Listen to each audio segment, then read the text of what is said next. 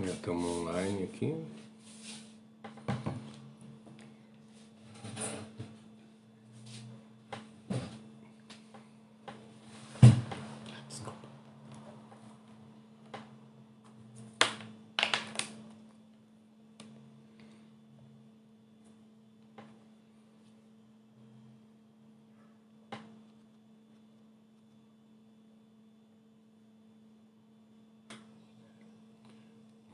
Boa noite, quem está aí já. Hoje nós vamos estudar a introdução da sétima letra do alfabeto do Salmo 119. Salmo 119, versículo 49 até o 56. Então, compartilhar e chamar o pessoal para participar junto conosco. Compartilhar a live aí, chamar o pessoal.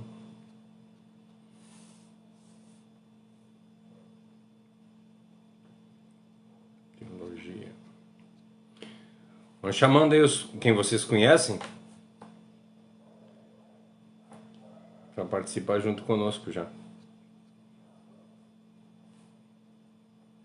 2 minutinhos aqui a gente chama e já começa a live já.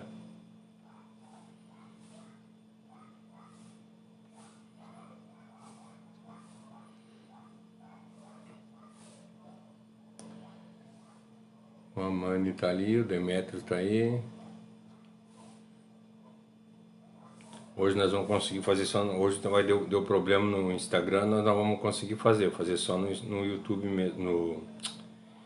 Só no Facebook mesmo. Já vamos começar, tá, gente? Só vamos terminar aqui chamando o pessoal para participar conosco.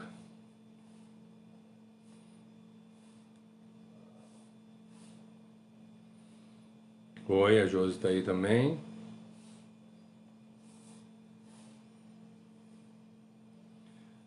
Já vamos chamando o pessoal aqui.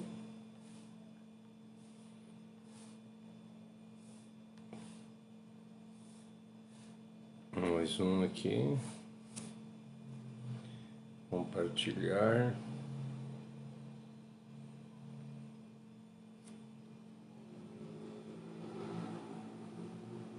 Vamos lá então, começar. Como eu estava falando, boa noite, Mani, boa noite, assistindo pela TV, não consigo comentar. A Júlia está assistindo pela TV e não consegue comentar. A mãe também já está. Se quem quiser, quem eu não falei o nome, querer dizer oi aí pra gente dizer. Eu tô vendo aqui o Demétrios, a Mani, a mãe, a Dilce, a Josi. Só que tem 7 pessoas, então tem mais gente que não tá aparecendo ali. Então vamos lá, gente. Hoje nós não vamos estudar um versículo em si. Como a gente está trocando de oitava, como todos sabem, o Salmo 119 é dividido em oitavas, né? Ele é dividido de 8 em 8, o Salmo. Hoje nós vamos estudar a sétima oitava. A sétima oitava é a letra... É a letra Zain. A letra Zain, ela significa...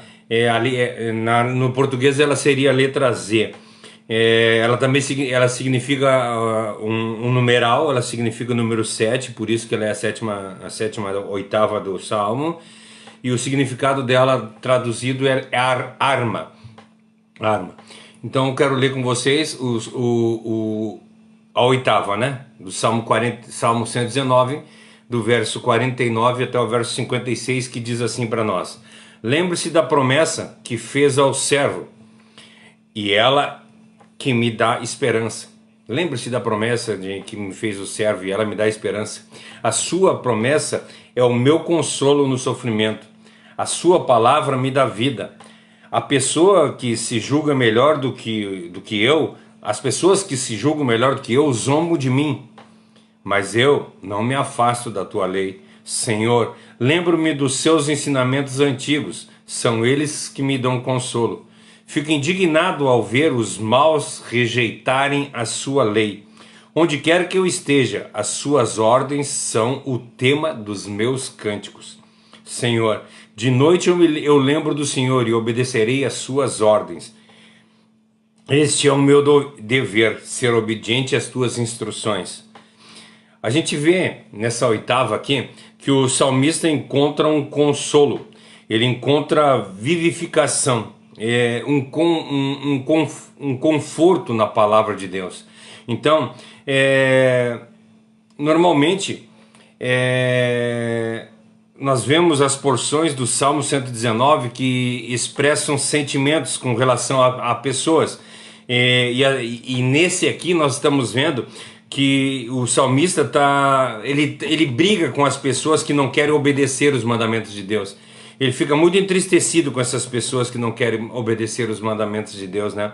E ele faz questão de quebrá-los abertamente. Ele faz questão de. Nós vimos ali que ele diz no verso.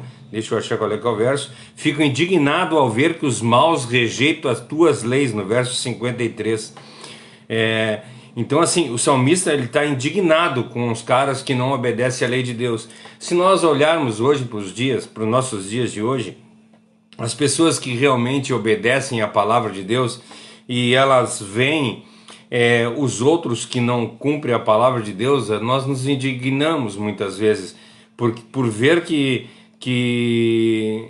isso a gente vê no Salmo 74 lá, o Salmo de Asaf, onde Asaf ele se entristece, ele diz assim: Senhor, por que eu faço tudo correto? Por que eu obedeço a tua palavra? Por que eu faço tudo conforme tu quer e as coisas dão sempre errada na minha vida?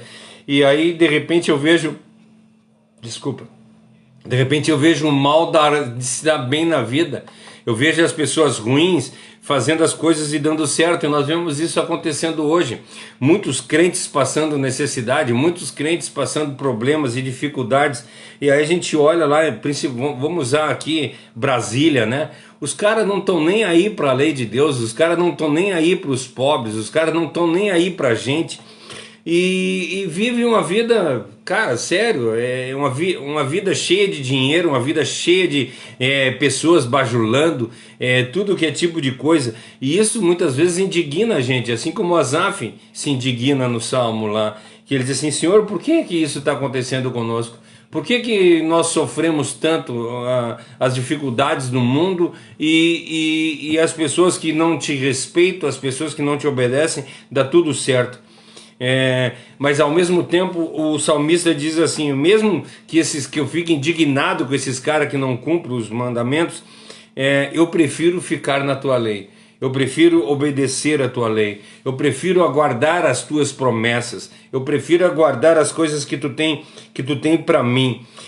Eu me sinto consolado, eu me sinto vivificado na tua palavra, nos teus caminhos. Eu quero ser confortado por ti. Quando eu penso, né, que ele falou ali, quando eu penso nos teus mandamentos antigos, as lembranças me alegram, as lembranças me trazem coisas boas.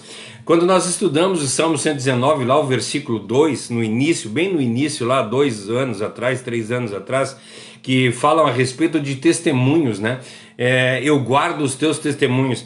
E isso é uma coisa grandiosa para a vida da gente. Nós guardar os testemunhos da palavra de Deus. E os testemunhos que eu estou falando é quando a gente lê a palavra de Deus e vê pessoas que andam de acordo com a vontade de Deus e vem a recompensa mais adiante. Não necessariamente a recompensa seja aqui nessa terra, porque às vezes as pessoas acham que quando nós nos tornamos cristãos, os problemas vão acabar na vida da gente. Não é isso. Não é isso que a palavra de Deus fala para nós. Ontem eu fiz uma live junto com um pessoal da UFSC aqui, e eu estava conversando com eles e falando para eles que muitas vezes a vida da gente leva nós para outros caminhos, leva a gente para outros pensamentos que a gente vê, como eu disse, essas pessoas que fazem as coisas erradas crescerem, essas pessoas que fazem as coisas erradas ter reconhecimento aqui nesse mundo. E aí eu estava falando a respeito disso e eu vi essa semana num site que estava falando a respeito daquele problema que o Silas Malafaia teve. O Silas Malafaia teve, que ele ganhou teve alguém que fez uma oferta para ele de 100 mil reais. Aí o cara deu uma oferta para ele de 100 mil reais e a CGU, né, lá do governo foi para cima dele para saber da onde que ele tinha, por que ele tinha tanto dinheiro. Ele disse assim: eu não sei por que vocês estão falando isso, porque todo o dinheiro que eu recebo eu declaro, eu pago imposto, eu faço tudo corretamente. E aí esses dias ele falou assim: essa oferta de 100 mil reais não foi a maior oferta que eu recebi. Eu já recebi ofertas maiores do que essa. Eu ganhei um carro que vale 500 mil reais de um empresário. Um empresário deu um carro que vale 500 mil reais para ele.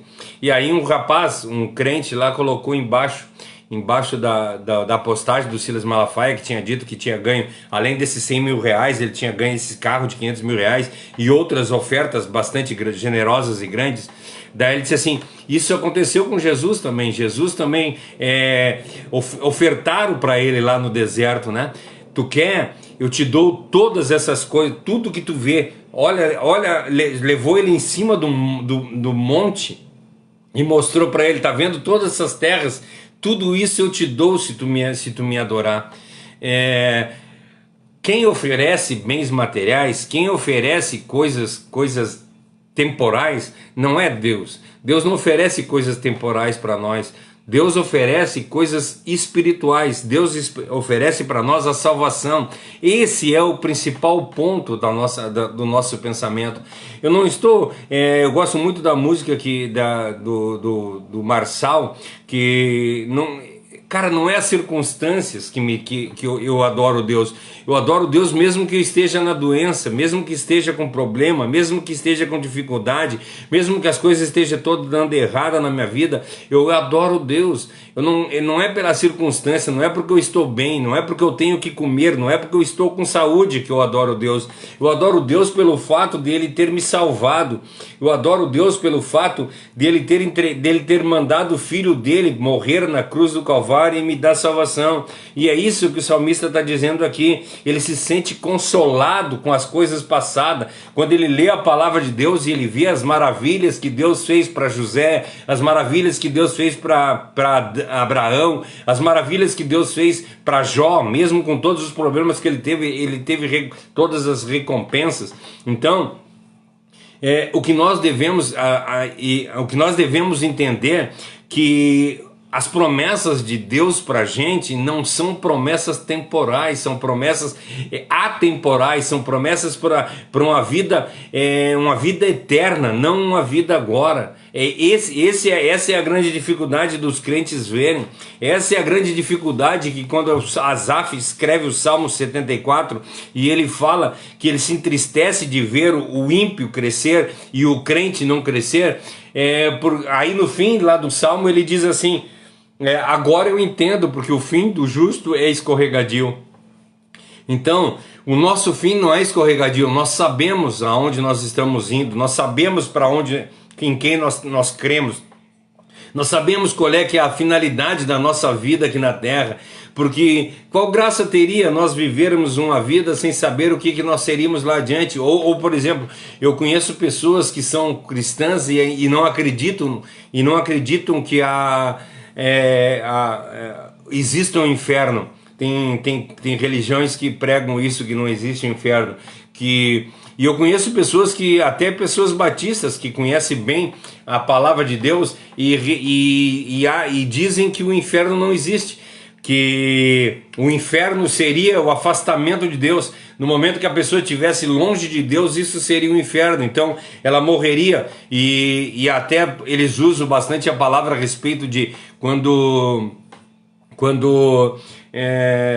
fala de Sodoma e Gomorra, aí diz que lá em Sodoma e Gomorra Deus lançou um fogo eterno. Daí eles usam essa passagem para dizer que o inferno não existe, porque a palavra de Deus diz para nós que sobre Sodoma e Gomorra foi lançado fogo eterno. E aí a gente vai lá hoje, não está pegando fogo até hoje, né?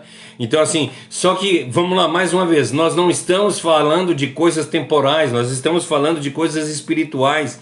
E o inferno existe sim. As pessoas as quais são separadas de Deus, elas vão viver um martírio eterno. Elas vão viver aonde a palavra de Deus diz para nós um lago que arde em fogo e enxofre, que eternamente essas pessoas vão sofrer eternamente.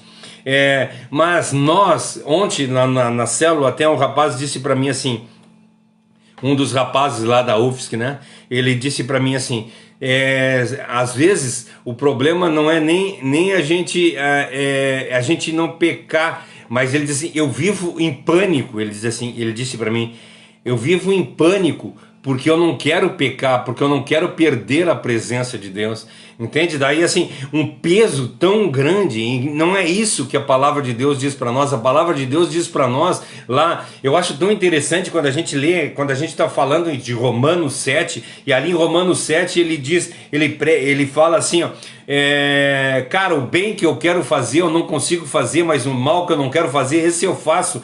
Se eu não consigo fazer o bem que eu quero fazer, mas eu faço o mal que eu não quero fazer, já não é eu que faz, mas é o pecado que habita em mim. É a carne que toma conta de mim, esse pecado habita em mim e ele me faz pecar. Já não sou eu que peco, mas é o pecado que habita em mim é que peca. E aí lá quando ele sai do 7 e ele entra no 8:1, ele diz assim, mas nenhuma condenação há para aqueles que estão em Cristo. Não existe mais condenação.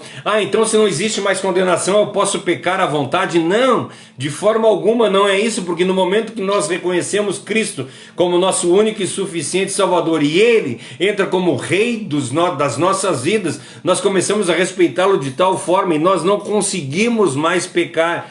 Isso fala em João lá, que diz assim, ó, eu falo isso para vocês, para que vocês não pequem, mas se por acaso vocês pecarem, eu tenho um advogado junto de vocês, que é Jesus Cristo. Então, o que não pode, nós não podemos viver com essa culpa, nós não podemos viver com esse peso de não pecar. Não, eu não preciso, eu sou livre. Isso fala para nós em Romanos 8, do 28 em diante, 29 e 30, que diz assim, que nós fomos escolhidos, nós fomos predestinados, nós fomos glorificados por Cristo. Então, não depende mais de nós. A salvação independe de mim. Eu quero que vocês entendam que não é eu pecar ou eu deixar de pecar que vai me dar a salvação ou me tirar a salvação. Quem me dá a salvação ou me tira a salvação é Jesus Cristo, esse homem que foi pregado na cruz do Calvário 2000 anos atrás e pagou pelos meus pecados. É esse que me dá a salvação. Não existe coisa no mundo que eu possa fazer para obter a salvação. Isso está escrito em Romanos 9. Não depende de quem quer e nem de quem corre, mas de Deus que se compadece. Então a salvação depende somente de Deus. Ele coloca em mim a fé a qual eu acredito nele, e dessa forma eu vou acreditar nele, e todo aquele que nele crê será salvo. E não é eu querer crer, não é eu decidir. Sabe quando eu vejo nas igrejas, às vezes, que nós vemos antigamente, hoje em dia não sei se continua tendo, mas a pessoa ia lá na igreja e quando ela fazia o chamado lá para frente, ela ia lá na frente e aí o pastor fazia uma oração com ela, uma oração, eu me entrego a Jesus Cristo, de agora em diante isso e aquilo, me recebe, escreve meu nome no livro da vida, e faz uma ladainha ali que está escrita, né? Aquela ladainha, e aí a pessoa fala e a partir dali ela está salva. Não é isso. Não é, em primeiro lugar, eu não aceito Cristo como meu Salvador. É Cristo que me aceita. Ele me chama para estar do lado dele. A palavra de Deus diz para nós em João 6 que nenhum do que tu me desse se perdeu. Então, gente, ninguém vai se perder. Daqueles a qual foram chamados por Cristo, nenhum vai se perder, porque Cristo cuida. Cristo toma mão disso, e é isso que ele está falando aqui, o salmista. Eu me sinto consolado, eu me sinto vivificado pela palavra de Deus, eu me sinto confortado pelas lembranças que me trazem do teu passado, e no meio de tudo isso, no meio de todas as coisas que acontecem, sejam coisas boas, sejam coisas ruins, tudo serve para me dar forças para cantar e louvar a teu santo e maravilhoso nome. É isso que ele está falando aqui nesses versículos. Ele está se referindo que ele está entristecido pelos maus pelas pessoas maus que não falem, que não fazem as coisas de Deus, mas também está se alegrando pelos testemunhos e pelas lembranças as quais ele lembra das coisas que Deus fez por ele, e tudo dá força para ele, para que ele possa louvar e salmodiar a Deus. Esse é a centralização dessa oitava. Então agora vamos passar agora a dar mais ou menos um aparato de cada versículo do que eles estão falando. No versículo 51 e 53 diz para nós assim, que ele fala a respeito dos maus, né? Desculpa. As pessoas, 51, as pessoas que julgam melhor... Gente... As pessoas que se julgam melhor do que eu zombam de mim, mas eu não me afasto da tua lei. E o 53, fico indignado ao ver os maus rejeitarem a tua lei. Quer bombinha? Quer bombinha? Não. A Bíblia, como nós vimos, usa diversos substantivos para denominar as pessoas que estão sem Deus. Ela usa grande número de adjetivos para qualificá-lo. Nesse versículo aqui, nós vemos que eles são chamados de soberbos e pecadores. Esses caras que não obedecem à lei de Deus, eles são chamados de soberbos e pecadores. Eu li na Nova Tradução da Linguagem de Hoje, mas quando é na Arque, ela está falando a respeito desses dois que eu falei, soberbo e pecadores, tá? A palavra em hebraico é zedim. A palavra em hebraico zedim, que fala no versículo 51, desculpa, ela se refere às pessoas que são arrogantes. Esse zedim, ele está falando de pessoas arrogantes, pessoas orgulhosas, pessoas insolentes, pessoas presunçosas. Então, quando ele está se referindo aqui às pessoas que se julgam melhor do que eu e zombam de mim, essas pessoas são pessoas arrogantes, orgulhosas, insolentes e presunçosas. Essas pessoas que confrontavam Davi e se achavam melhor do que ele. Nós vemos isso... Davi teve grande problema, né? Teve grandes problemas antes de assumir o trono. Ele viveu escondido, a gente sabe disso. Eu fiz uma pregação esses dias a respeito de que quando Davi se escondeu lá na caverna de Adulão, um pouco antes ele foi lá para o reinado dos filisteus. Eu me esqueci o nome do rei dos filisteus que era na época, né? Eu preguei a respeito disso. E aí Davi se faz de louco para conseguir ficar lá e nessa cidade, né? Porque se soubesse que ele estava bem, eles iam matar ele, por causa que ele tinha matado o rei, o forte dos filisteus, né? Que ele tinha matado Golias. Então ele se fez de louco para ficar lá junto com eles. Então assim, e essas pessoas, todas elas tripudiavam em cima de Davi, porque Davi derrotou o Golias e era para assumir o trono, e ele não assumiu, ele começou a ser perseguido por Saul.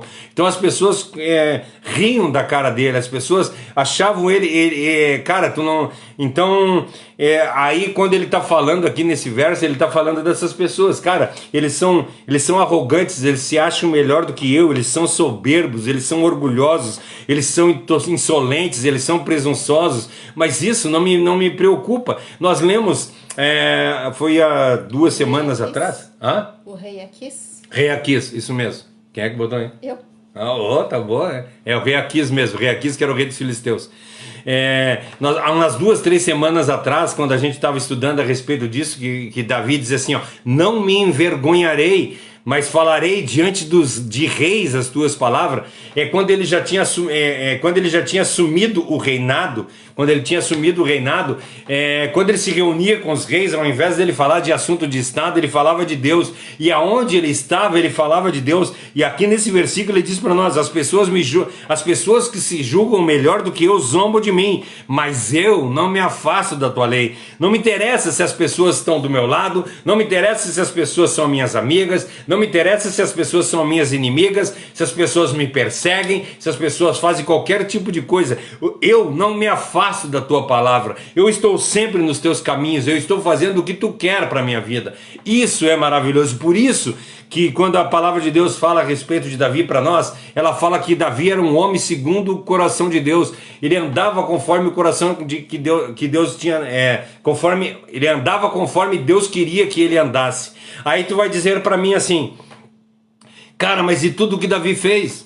Né? Davi, ele teve um caso com Betseba, a mulher de Urias, que era o general do exército dele. Ele tentou fazer o general ele mentiu para o general de exército, trouxe ele para casa, tentou colocar o general para dormir junto com a mulher, para que a gravidez, todo mundo pensasse que a gravidez era de Urias. Urias dormiu na rua, porque ele disse assim, cara, como é que eu vou dormir no meu quarto junto com a minha esposa, sendo que a minha tropa está toda lá na guerra? E aí, no outro dia, Davi embebedou ele, mandou ele para a guerra, e ele foi na frente de guerra e morreu lá. Quer dizer, Davi traiu, Davi mentiu, Davi assassinou e fez tudo errado. E tu diz para mim que ele é um homem segundo o coração de Deus? Sim, porque quando nós olhamos, quando ele se apresenta, quando Natan chega lá para ele, fala para ele a respeito assim, existia um homem que tinha muitas ovelhas. E aí ele encontrou um cara que tinha uma ovelha só. Ele pegou aquela ovelha, matou e comeu a ovelha. E fez uma festa para as pessoas comer aquela ovelha e deixou o cara sem ovelha. E aí Davi disse, quem é esse cara? Porque esse cara merece a morte. E Natan disse para ele, esse cara é tu. Que tu tem tudo e tu derrubou Urias. Tu pegou a ovelha de Urias e tirou a vida de Urias. E ele se arrependeu amargamente e chorou. E tudo que aconteceu na vida dele. Ele era um homem que ele estava disposto a mudar de vida. Ele era um homem que estava disposto a, mesmo diante dos erros, e ele não perdeu a salvação por causa dos pecados que ele cometeu. Por quê? Porque ele tinha um coração conforme o coração de Deus. Ele tinha um coração que se arrependeu, chorou amargamente e mudou a vida dele. Sofreu tudo que sofreu por causa disso. Ontem eu falei também. Tudo que ele fez de errado. Depois nós vemos que ele pagou, infelizmente, na família dele, porque o filho dele se apaixonou pela filha e aí quis ter um caso com a filha, não conseguiu ter, foi lá e invadiu o castelo e mentiu para a menina que estava doente, para a menina cuidar dele, e estuprou a menina. O outro irmão ficou brabo com isso, 2 anos depois levou ele para um lugar e matou ele. O outro irmão foi lá e se levantou contra ele, e se levantou contra o rei, e tentou derrubar o rei. Fazia conchavos, ia para as esquinas falar mal do rei, o filho dele, e tentando tomar o reino de Davi. Tudo isso por causa do pecado. Então, gente, nós não podemos pecar. Mesmo que nós sejamos homens segundo o coração de Deus, nós precisamos lutar contra os nossos desejos, nós precisamos lutar contra as nossas vontades e tentar vencer. Mas se por acaso nós cair, nós temos Jesus Cristo, que é o nosso advogado, que junto ao Pai nos defende, e é isso que ele está falando aqui para nós. Então, mesmo que os arrogantes, mesmo que os orgulhosos, mesmo que os insolentes, mesmo que os presunçosos se levantem contra mim, ainda assim eu continuarei seguindo a lei do Senhor. Isso é importante para mim. As pessoas de Deus, as pessoas sem Deus querem religião. Elas querem viver de acordo com a sua própria vontade, de acordo com os seus próprios termos. Nós vemos isso dentro das igrejas hoje, infelizmente. Pessoas que vivem o propósito delas e não o propósito de Deus. Eu tive em um lugar que o líder do lugar disse assim: se não estiver no mesmo propósito que eu, não esteja junto comigo. Gente, se é para estar no propósito de homem, eu não quero estar. Eu quero estar nos propósitos de Deus. Eu quero andar como o salmista fala aqui. Eu quero estar dentro da palavra de Deus. Eu quero fazer que a palavra de Deus seja verdade na minha vida. Eu não quero viver uma religião, não é uma religião. Eu não quero viver uma religiosidade. Eu não quero viver um farisaísmo, mas eu quero viver as coisas de acordo com o que Deus quer.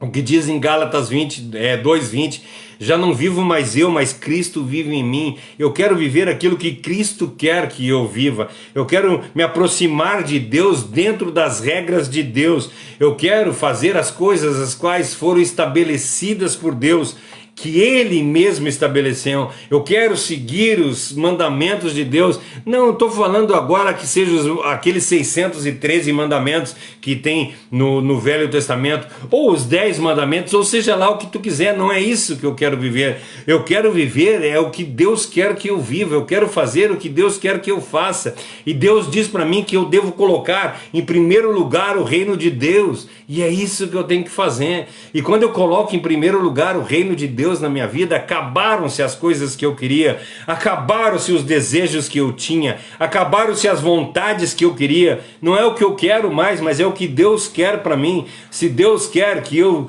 ande, eu ando. Se Deus quer que eu fique parado, eu fico parado. Se Deus quer que eu ganhe dinheiro, eu ganho dinheiro. Se Deus quer que eu passe fome, eu passo fome. Todas as coisas eu posso naquele que me fortalece, é o que diz Filipenses. Eu posso passar necessidade e posso ter abastança. Eu posso estar bem e posso estar ruim. Eu posso estar vivendo uma vida de tranquilidade, como também posso estar num navio afundando. Deus vai continuar sendo o meu Deus. Isso é que tem que ser verdade. O que o Demetrios falou para nós, hein? Ele fala assim: verdade, pastor, não quero estar no propósito de nenhum homem, somente o propósito de Deus. Por isso a igreja precisa de dons de revelação. Sabermos a vontade de Deus.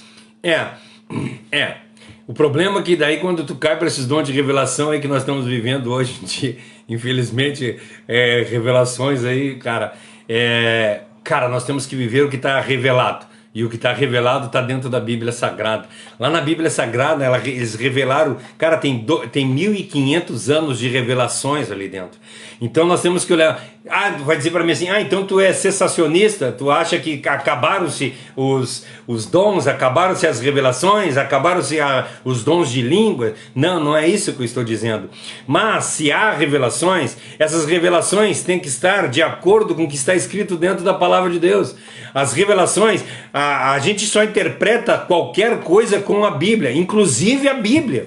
Sabe que às vezes as pessoas pegam a Bíblia e deturpam ela e andam de outra forma. Eu só posso interpretar a Bíblia com a Bíblia mesmo. Eu só posso interpretar as revelações com a Bíblia mesmo. Então, se tiver qualquer coisa em desacordo com o que está escrito na Bíblia, Paulo já diz para nós, se descer um anjo do céu e falar outra coisa, outro evangelho diferente desse, seja anátema. Eu não quero mais nada disso, tudo está revelado. E o que está, por exemplo, eu não preciso mais de revelação. Eu não preciso que Deus desça lá do um anjo venha revelar para mim que eu estou fazendo isso ou estou fazendo aquilo. Entende? Tu dizer assim para mim, pega um paninho para mim. Um anjo revelar, eu por exemplo, vou lá, estou na igreja e aí daqui a pouco o pastor tem uma revelação lá. Ele diz assim, Deus me revelou que o irmão Cláudio ali está em pecado. E aí, cara, eu estou em pecado. Gente, se eu tivesse lido a Bíblia eu já tinha visto que eu estava em pecado. Entende o que eu quero falar para vocês? Não existe, as revelações as quais estão sendo reveladas já foram reveladas. Eu estou falando isso de uma revelação que pode acontecer. É lógico que muitas vezes a gente vê, eu gosto muito do Salmo 139, e no Salmo 139, a oração dele, o último versículo lá, ele diz para mim, ele diz assim, ó, vê se há em mim alguma coisa que eu não consiga ver. Porque às vezes nós estamos vivendo de uma forma ao qual nós não enxergamos. A palavra de Deus diz para nós que muitas vezes que nós não podemos ter o coração... Caramba, me esqueci agora.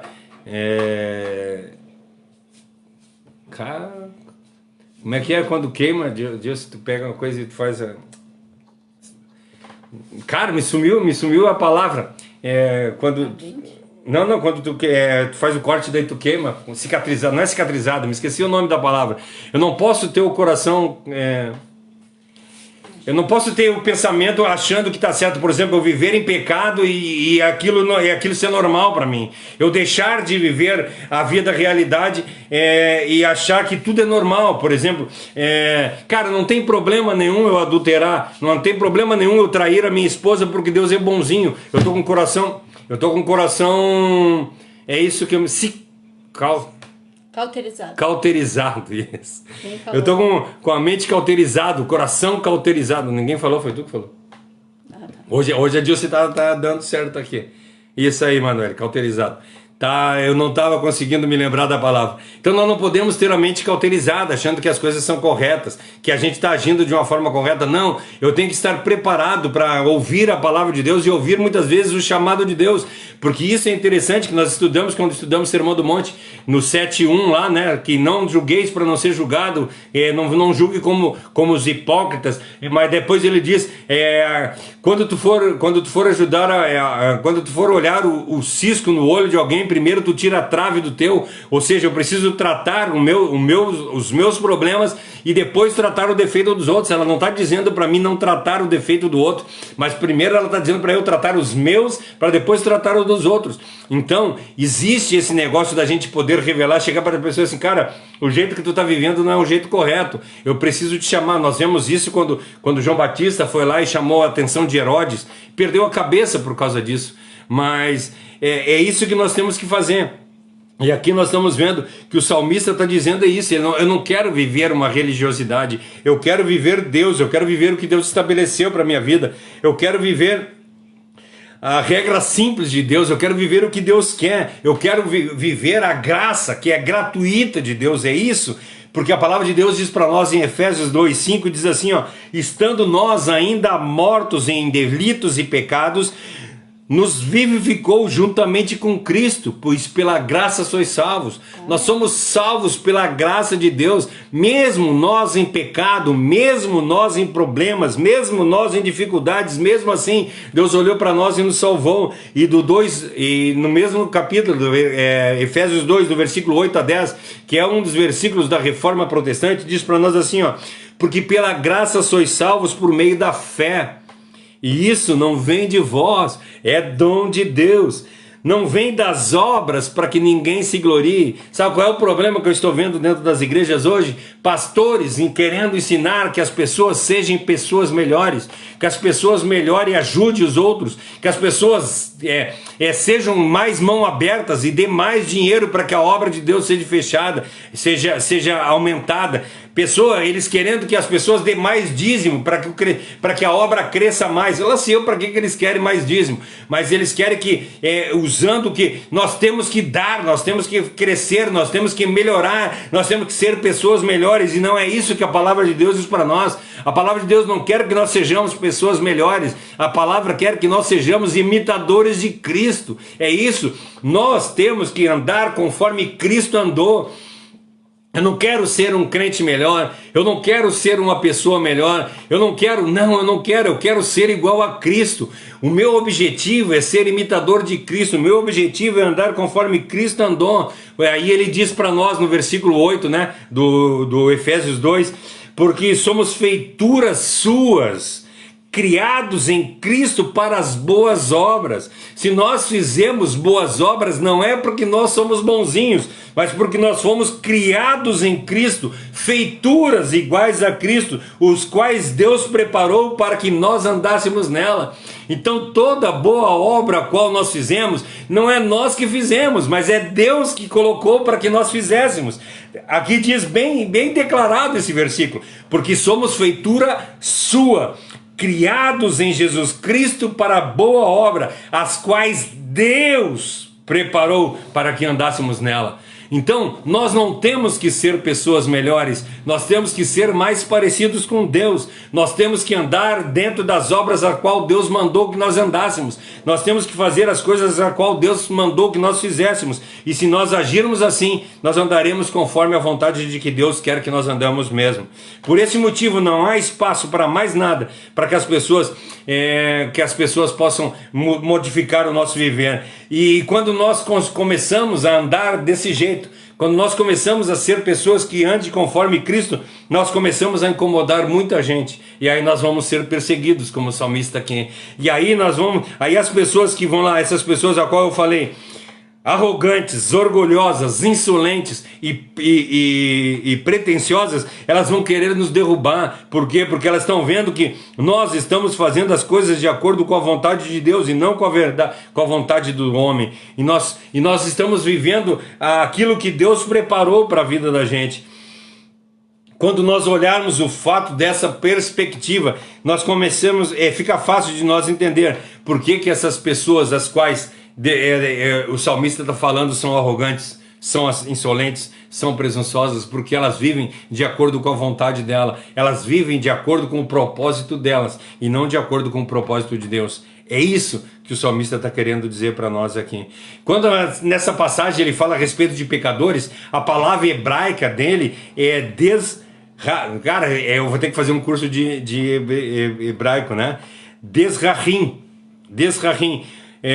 Pecadores, que isso significa pecadores, que pessoas perversas, que são hostis a Deus. É isso que essa palavra quer dizer para nós.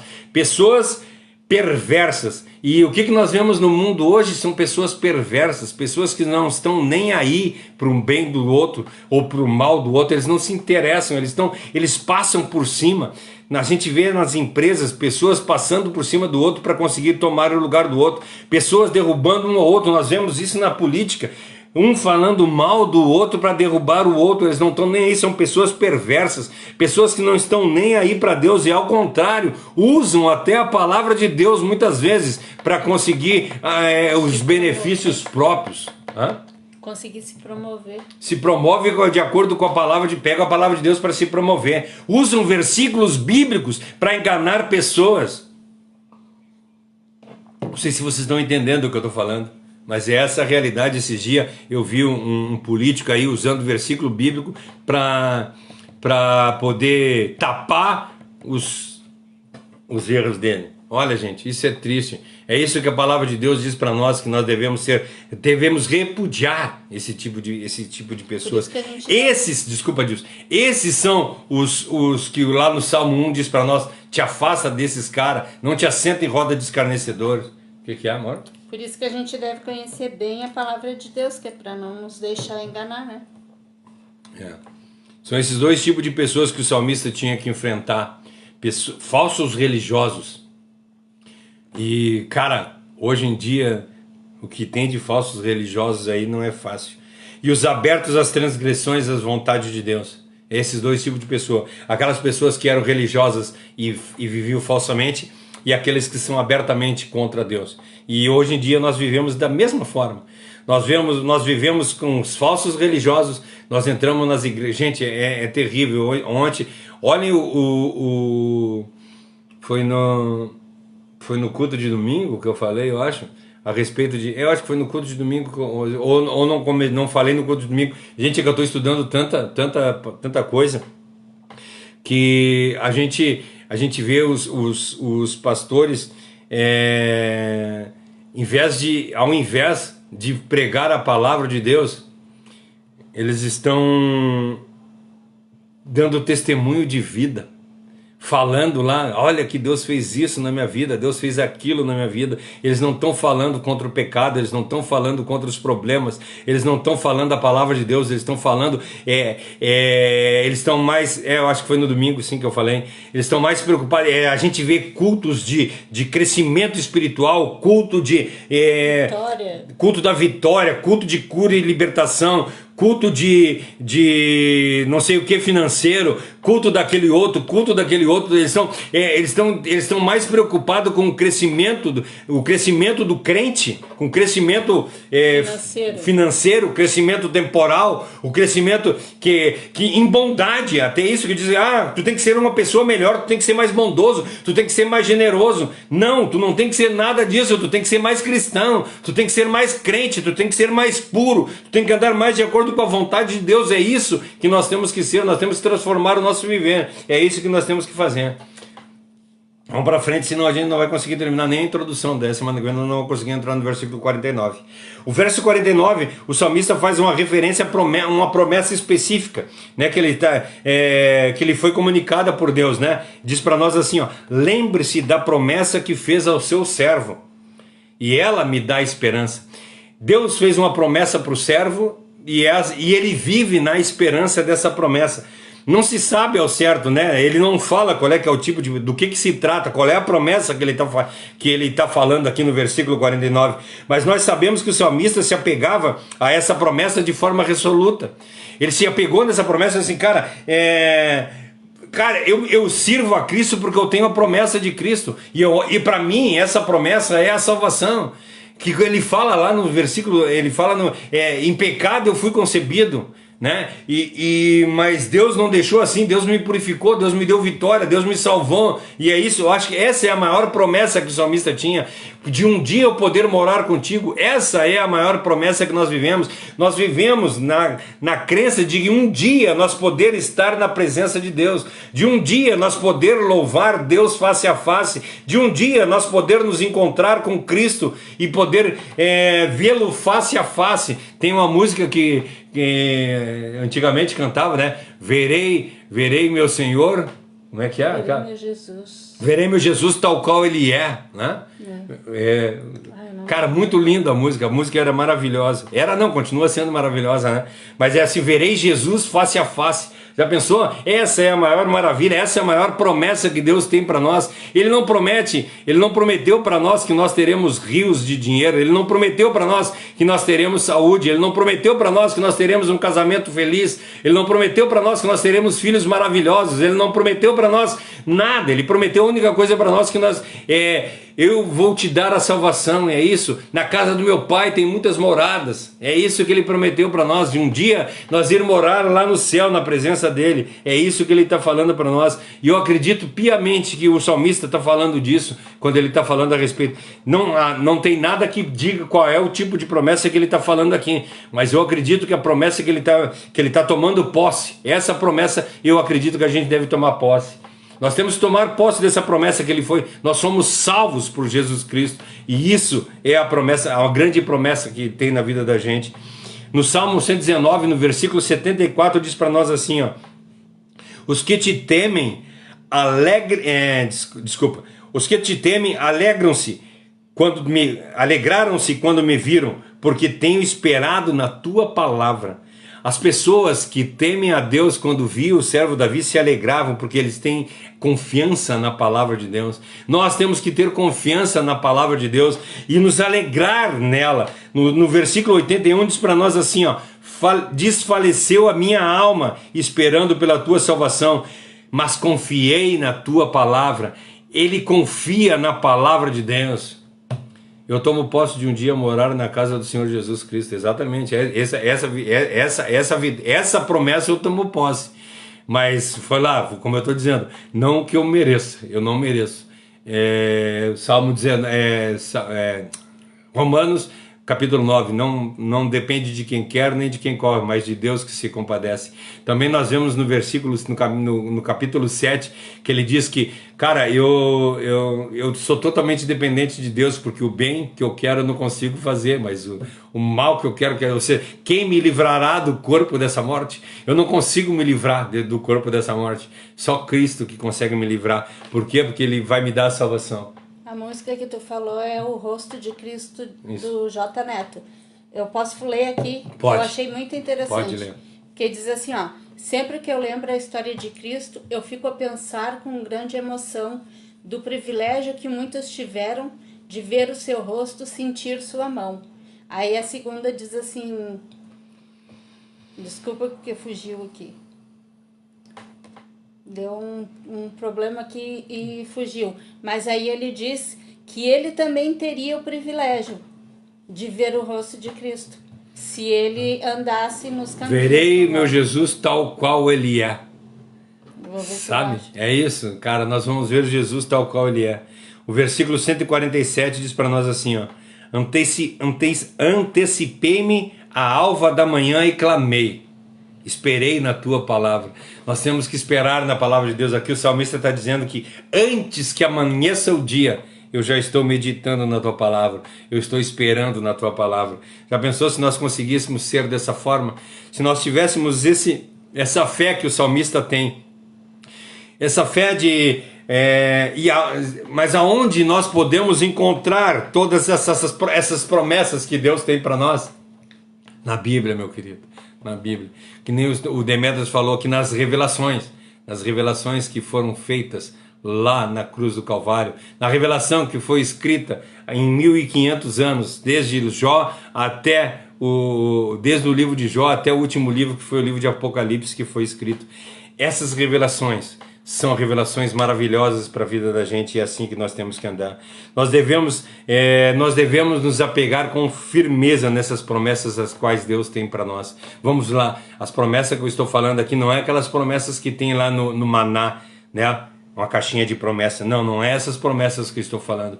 Porque as promessas que estão escritas na Bíblia, todas elas, se nós olharmos, ela tem, antes da promessa, ela tem um porém, né? Ela diz para nós assim, nada me faltará, né? Salmos 23, o Senhor é meu pastor, nada me faltará. Nada vai me faltar se o Senhor for meu pastor. Então todas as palavras, todas as promessas que tem na Bíblia, antes da promessa ela tem alguma coisa com a qual nós temos que conviver com ela e viver com ela. Versículo 50, o salmista encontra consolação na palavra de Deus. Ele diz assim, ó, as suas promessas é o meu consolo no sofrimento, a tua palavra me dá vida. Essa consolação, ela não se reflete em uma consolação qualquer, é uma consolação distinta, é uma consolação exclusiva. Em hebraico é na palavra menamá, que significa que o consolo através do Antigo Testamento hebraico. É isso, o consolo que ele encontrava era dentro da palavra. É isso que essa palavra menamá significa, que a gente só vai encontrar o consolo dentro da palavra de Deus. Não é um consolo de, faleceu o amigo meu lá e aí vem um cara, me abraça e fala umas palavras bonitas lá e vai me consolar. Não é isso. O consolo que vem da palavra de Deus. Sabe quando a gente está entristecido, quando nós estamos sofrendo, quando nós estamos com algum problema, alguma dificuldade, nós pegamos a palavra de Deus e aquilo nos conforta e aquilo nos consola. É esse tipo de consolo que ele está falando aqui. Eu encontro consolo na tua palavra. Quando eu estou passando por dificuldade, é nela que eu me satisfaço, é nela que eu me alegro. Eu anelo estar na presença de Deus, eu anelo estar debruçado sobre a Bíblia Sagrada para conhecer cada vez mais. Essa palavra, ela só aparece uma vez na Bíblia, esse menamá, aqui aparece só uma vez na Bíblia, e é nesse versículo. Ele está deixando bem claro que essa vivificação, essa consolação é poderosa. Ela é vivificante. Sabe quando a gente está apagado? Quando a gente está entristecido? Tu vê quando uma pessoa está... hoje em dia tem acontecido bastante de depressão. Uma pessoa depressiva. Quando ela encontra Deus, quando ela encontra a liberdade em Deus, ela modifica completamente a vida dela. Ela encontra essa consolação. E como é que nós conseguimos encontrar essa consolação? Somente na Bíblia. Então nós temos que buscar a palavra de Deus para achar consolo nela. Versículo 52, o salmista diz que se recorda dos juízos de Deus no passado para encontrar conforto nas lembranças. Ele diz assim, ó, Senhor, lembro-me dos teus ensinamentos antigos, são eles que me dão consolo. Onde é que nós podemos encontrar as palavras de salvação? Aonde que nós podemos encontrar poderosos juízos no passado? Somente na Bíblia Sagrada. A Bíblia Sagrada é que nos dá consolo, nos dá salvação, nos dá todas as coisas. O versículo 54, eu estou apressando um pouquinho para não passar muito do tempo, né? No versículo 54, o salmista declara que os decretos do Senhor são motivo para ele cantar. Ele diz assim, ó, onde quer que eu esteja, as suas ordens são temas dos meus cânticos. A palavra de Deus era o motivo permanente da alegria do salmista. E será que essa palavra tem sido alegria nossa? Será que quando a gente lê a palavra de Deus nós nos encontramos a felicidade? Gente, quando eu começo a falar da palavra de Deus, até aqui em casa, quando eu estou conversando com as pessoas, eu sou mais calmo. E quando eu estou pregando aqui, eu grito, eu me emociono, porque é muito grande. A palavra de Deus é que me dá alegria. Quando eu começo a fazer os estudos assim, gente, aquilo fala demais comigo. Vocês estão escutando aí agora, vocês absorvem 10% do que eu estou falando. E para eu conseguir falar isso que eu estou falando para vocês, eu fico 3, 4 dias estudando, 4 dias meditando, estudando, pensando nisso aqui. E isso é maravilhoso, isso me faz, por isso que eu me maravilho, sabe? Nós não estamos aqui na vida passando simplesmente nós não estamos aqui simplesmente de passagem. Nós temos um reconhecimento, nós estamos aqui para fazer alguma coisa, mas nós não somos daqui. Isso, uma vez me perguntaram para mim assim, tu acredita em ET? Eu disse, claro que eu acredito, tia. Ele disse, é sério que tu acredita? Eu disse, claro, eu não sou desse mundo, né? Eu sou ET, eu não sou desse mundo, eu não sou da terra, eu sou de outro lugar. Eu sou estrangeiro, eu sou peregrino aqui nessa terra. No Salmos, em Hebreus 11, no capítulo 11, no versículo 13, diz para nós o seguinte, assim, ó, todos estes morreram na fé, sem ter recebido as promessas. Isso aqui eu acho interessante até para o Demétrios, essa palavra para nós, eu acho de suma importância, porque nós usamos bastante os exemplos dos caras que foram abençoados na Bíblia. Por exemplo, Daniel caiu na cova dos leões lá e não foi comido. Olha só, Deus livrou ele. Sadraque, Mesaque e Abidnego, cara, eles foram libertos lá da fornalha do fogo ardente. E assim nós temos outros exemplos maravilhosos. Davi venceu Golias, que era 3 vezes o tamanho dele. Então, entende? A gente só usa as vitórias. E aí em Hebreus 11, no versículo 13, ele diz assim, ó, todos esses que ele está falando aqui, ele está falando daqueles caras assim, mães que receberam os filhos cerrados ao meio, ele fala de várias pessoas, e aí ele diz assim, ó, todos esses morreram na fé, e inclusive aqueles caras que receberam, por exemplo, Moisés, Abraão. Quando ele está falando ali, em Hebreus 11, ele fala dos heróis da fé, né? Ele diz assim, ó, todos esses morreram na fé, sem ter recebido as promessas. Como assim eles não receberam as promessas? As promessas eles vão receber quando a gente olha lá em João 14, diz assim, o meu pai trabalha até hoje, e eu vou para lá para construir lugar para vocês, porque se não fosse verdade eu vou teria dito, na casa do meu pai tem muitos lugares. Então nós só vamos receber as promessas de Deus lá no reino celestial. Isso, e ele diz assim, ó, e todos esses morreram na fé sem ter recebido as promessas. Então nós vemos que Abraão morreu na fé sem receber as promessas, Moisés morreu na fé sem receber as promessas, todos, Daniel, Sadraque, Mesaque, Abidnego, Adão, todos os caras que estão escritos na Bíblia, eles morreram sem receber as promessas, mas vendo-as de longe e crendo nela e abraçando-as, confessaram que eram estrangeiros e peregrinos aqui na terra. Entendem?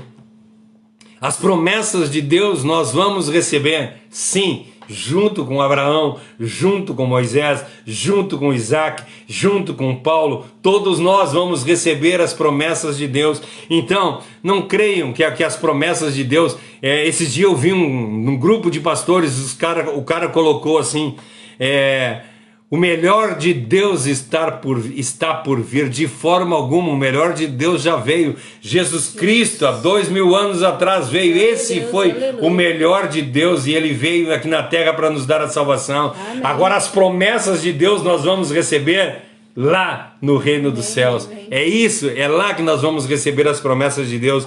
Então, cara, não te preocupa se tu está passando por problemas, se tu está passando por dificuldade, se tu está passando por problema financeiro, se tu está passando por doenças, se tu está passando por qualquer outro tipo de coisa. Não te preocupa, só confia nesse Deus maravilhoso. E aí o salmista diz, eu encontro nisso motivo para cantar. E aí tu vai dizer para mim, como é que eu vou encontrar motivo para cantar? Lendo a Bíblia. Na Bíblia a gente encontra essas maravilhas, essas preciosidades que mostram para nós que nós temos coisa muito melhor esperando por nós do que nós vivemos aqui. O que o Demetrio falou para nós ali? Ele falou... Sim, José, seja feita a vontade de Deus, a Ele toda honra e toda glória. Amém. Amém, aleluia. Eu tomo posse em nome do Senhor Jesus Cristo. Amém, que nós possamos tomar posse das promessas que Deus tem dado para nós. E a promessa que Ele nos deu foi a salvação eterna. E isso é maravilhoso. E eu encontro ânimo para a nossa peregrinação. Como é que eu vou encontrar ânimo para viver essa peregrinação? Como é que eu posso encontrar ânimo quando eu vejo o versículo, o Salmo 74 que o Asaf está falando lá? Cara, tá todo mundo bem e eu tô mal. E eu sou cristão e os outros não. Por que está dando tudo errado para mim? Já pensaram o Jó? Quando Jó estava... Cara, um homem íntegro, reto, temente a Deus, se desviava do mal. De repente ele perde os bens, perde família, perde tudo. E mesmo assim, quando a mulher dele diz para ele assim, amaldiçoa esse teu Deus e morre, ele diz assim, nu eu vim do ventre da minha mãe, nu eu torno, mas eu não abandono, meu Deus. É isso que nós, é esse tipo de promessa que nós temos que tomar posse, porque não importa as coisas que estão acontecendo na minha vida, o que importa é que eu sigo a Cristo, eu ando conforme Cristo quer na minha vida. Versículo 55, vamos lá, gente, vamos dar um pau aqui para ver se temos que terminar isso aqui. Ele faz a referente à noite propositalmente. Ele diz assim, Senhor, de noite eu lembro do Senhor e obedecerei às tuas ordens, pois durante a noite é que os perversos cometem as práticas de perversidade. O salmista, ao contrário, durante a noite ele busca a Deus, não só durante a noite, mas dia e noite. A palavra de Deus, eu medito dia e noite na palavra de Deus. Não é só durante a noite, a maldade está durante a noite, o problema está durante a noite, mas nós que somos cristãos, nós vivemos uma vida dia e noite pensando na palavra de Deus. Se assim não for, nós não temos sendo cristão verdadeiro. Novamente a gente pega a referência do Salmo 1 que diz para nós assim, ó, antes o meu prazer, lá Salmo no capítulo 1, antes o meu prazer é a lei do Senhor e nela eu medito dia e noite. Eu tenho que meditar, o meu prazer é estar lendo a palavra de Deus, o meu prazer é fazer a vontade de Deus, o meu prazer é andar de acordo com o que Ele quer, o meu prazer é viver a vida de Cristo e não viver mais a minha. De que maneira nós podemos lembrar do Senhor dia e noite? Lembrando da sua santa e maravilhosa palavra, lendo a Bíblia todos os dias, buscando a palavra de Deus. A única conclusão lógica que nós temos é no versículo 56 que diz assim, ó, este é o meu dever, ser obediente às tuas instruções. Esse é o dever do cristão, ser obediente ao que ele manda. A palavra de Deus diz para nós que quem me ama obedece os meus mandamentos. Se nós não estamos obedecendo os mandamentos de Deus, nós não estamos mostrando para Deus que nós o amamos. O salmista percebe claramente uma distinção entre o que é correto e o que é errado, entre os soberbos e os pecadores e para a pessoa que é cristã de verdade. Nós temos que fazer a vontade. Nós encontramos consolo, nós encontramos vivificação, nós encontramos conforto somente na palavra de Deus. Ele se sente indignado por causa da forma a qual os errados andam. Ele condena a ação dos soberbos e dos pecadores. Ele se apega às promessas de Deus. Eu estou fazendo agora uma conclusão do que eu falei, né? Ele se apega às promessas de Deus. Ele é consolado pela palavra de Deus e é vivificado por ela. Ele é confortado pela lembrança dos juízos ao qual Deus colocou na vida dele. Ele encontra motivo para cantar e ânimo para prosseguir a sua peregrinação diante da palavra de Deus. Ele se empenha para guardar os mandamentos de Deus de dia e de noite. Tudo isso é possível, sabe por quê? Porque ele anda de acordo com a vontade de Deus. Ele guarda os preceitos de Deus. ele anda de acordo com o que Deus quer que ande na vida dele. Nós temos que tomar esse testemunho e colocar ele em verdade na nossa vida. E acreditar que realmente o que está escrito lá em Efésios 2, no capítulo 5, é verdade, porque pela graça sois salvos. O plano de salvação de Deus, ele não pode ser frustrado pelos desejos carnais, pelos desejos humanos. Amém. Se Cristo nos chamou para a salvação, nós seremos salvos, sim, Senhor. Nós teremos a salvação em Cristo Jesus. Nós temos que enfatizar isso. Nós temos que saber que a salvação existe e ela é por uma obra propiciatória, feita lá na cruz do Calvário há 2000 anos atrás. Propiciatória, para quem não sabe, é pago o valor ao qual é devido. Ou seja, eu vou lá e pago o valor.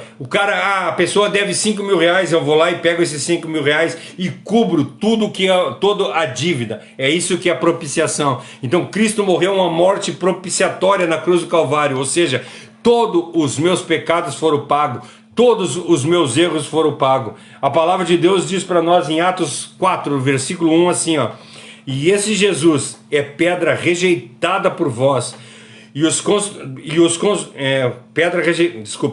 esse Jesus é pedra rejeitada por vós, os construtores aos quais tornaram pedra angular. E não há salvação em nenhum outro, porque debaixo do céu não existe outro nome dado entre os homens ao qual importa para o qual nós sejamos salvos. Só Jesus Cristo nos dá a salvação. Nós só encontramos salvação em Jesus Cristo. Nós temos que nos apegar com toda a nossa firmeza à palavra de Deus. Nós temos que ler a Bíblia diariamente. Nós temos que meditar nos princípios diariamente, nos princípios de Deus. E nós temos que principalmente não ser somente ouvintes, mas praticantes. Ou seja, nós temos que meditar e praticar aquilo que Deus quer que nós façamos.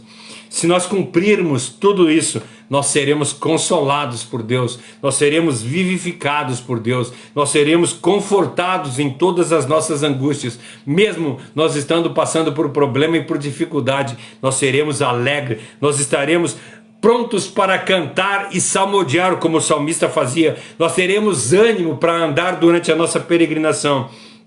Nós teremos força para guardar todos os mandamentos do Senhor, pois nós meditaremos em sua palavra de dia e de noite. É isso que a palavra diz para nós. Então que seja feita a vontade de Deus, como o Demétrio colocou aqui, e toda honra, toda glória, e tudo seja para o nosso Senhor Jesus Cristo. Amém. Isso é o fim da oração lá do Pai Nosso, né? Pois tua é a honra, pois teu é o poder, a honra e a glória para sempre. Amém. Amém. Que nós possamos, tudo que nós fizermos, seja para a honra e para a glória dele.